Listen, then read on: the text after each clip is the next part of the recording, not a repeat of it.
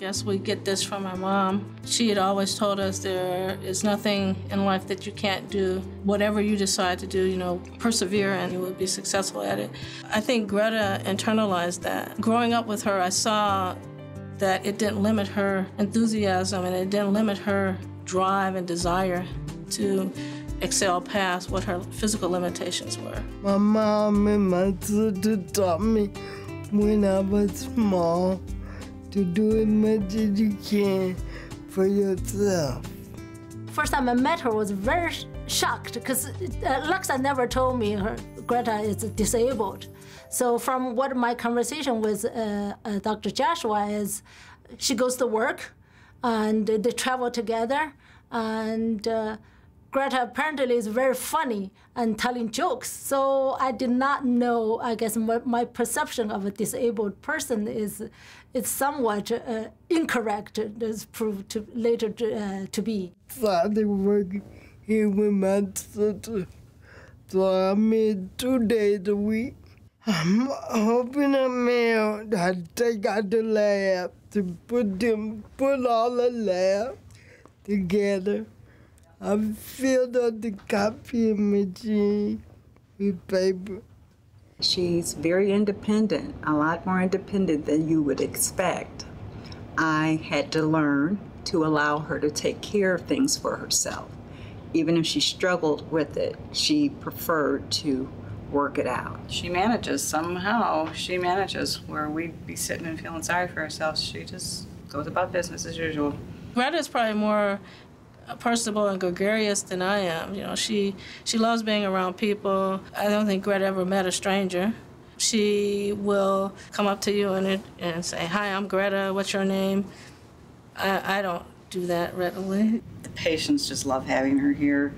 She knows people. She talks to them. I bring them into the examining rooms and she hears their voice and she calls out, "Is that so-and-so?" And, she recognizes their voice and it just thrills people, So I have a hard time getting them back to see a doctor because they always have to stop and talk to Greta first. She speaks her mind a lot.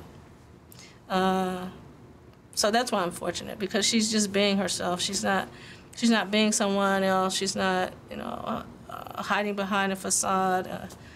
What you see is what you get. She's so optimistic.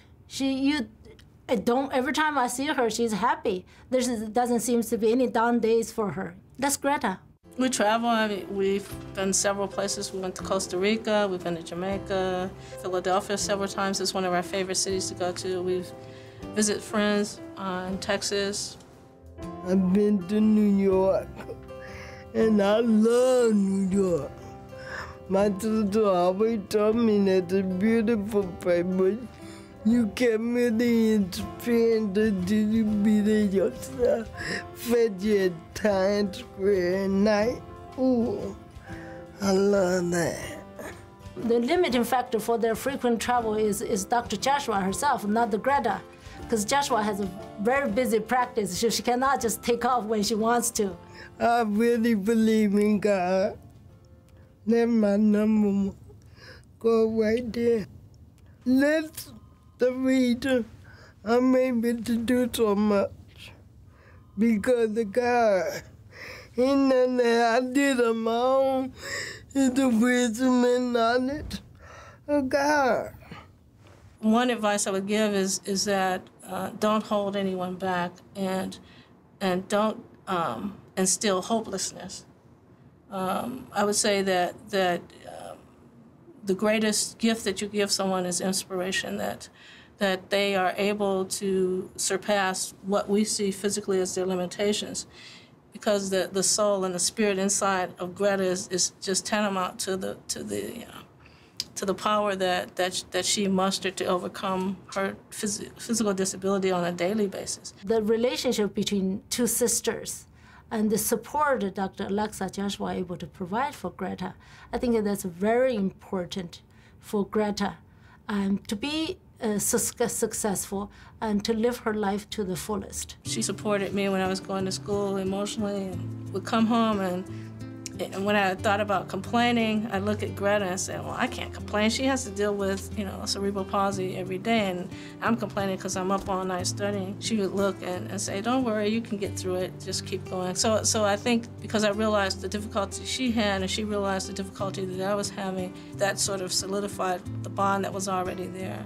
One time I made a comment that to Dr. Joshua, I said, well, Greta is very lucky to have you. But Laksa said to me, yeah, I'm lucky to have her too.